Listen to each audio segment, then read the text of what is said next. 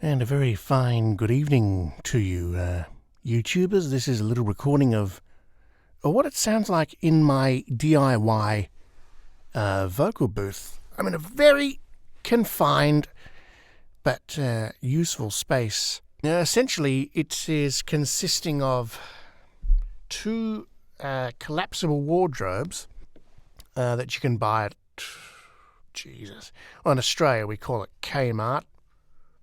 United States, they call it Walmart, Target, which we have here, which actually, is it Target in Australia that's being closed? Yes, I think it's Target. Anyway, people are pretty pissed off about it. Two collapsible wardrobe. They're closed by, they're zips. They're made of material and they have steel frames. And we put two of those together. We've lined them up with a bit of foam. A bunch of mattress underlays. We've put it on the roof, on the walls of the zip wardrobes. We've put them together, the two wardrobes, so they're basically back to back from memory, because one's too small. And for a door, we've got an old painting and we've put wheels on the bottom, and it basically rolls open. It's all held together with wood for extra support for my ginormous body. 6 foot, and this booth doesn't always play nice. And we have some plastic ties holding the foam on. We've got nails in it as well.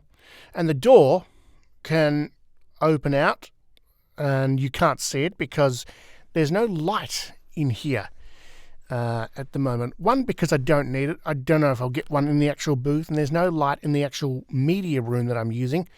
We needed the bulb for something, and we haven't got a lamp in here yet. So the door opens on its wheels, and you can tell when you stick your head out of the booth, there's an amazing, at least I think, amount of difference. So if I clap my hands with the door open,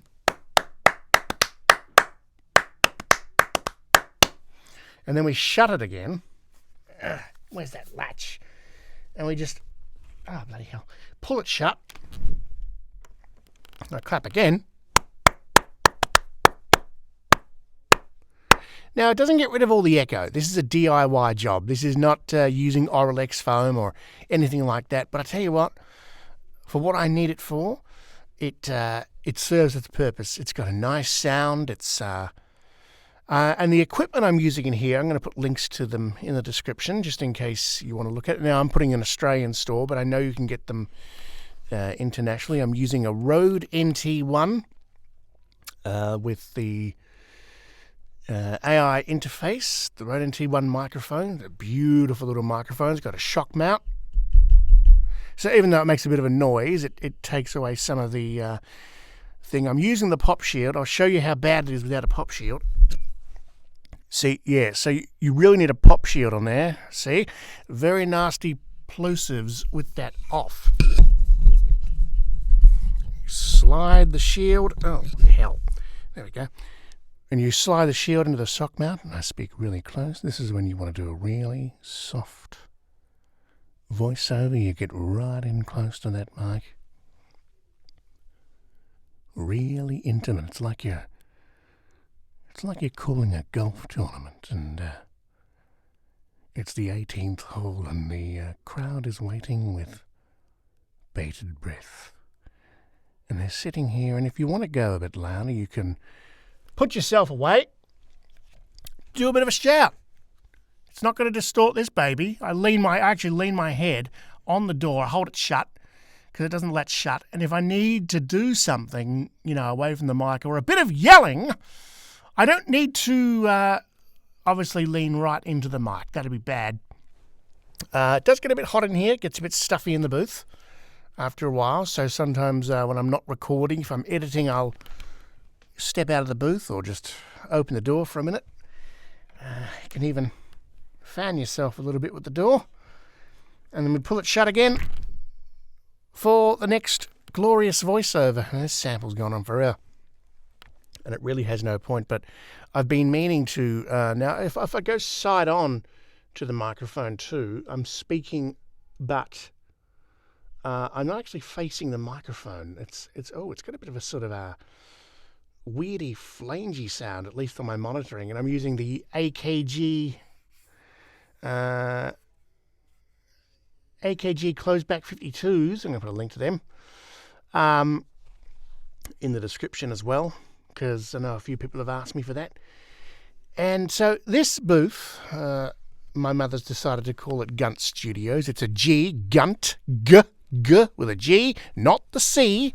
I wouldn't have let her done that because I had a big gut and it used to dangle down. It still does, but it's a lot better than what it was.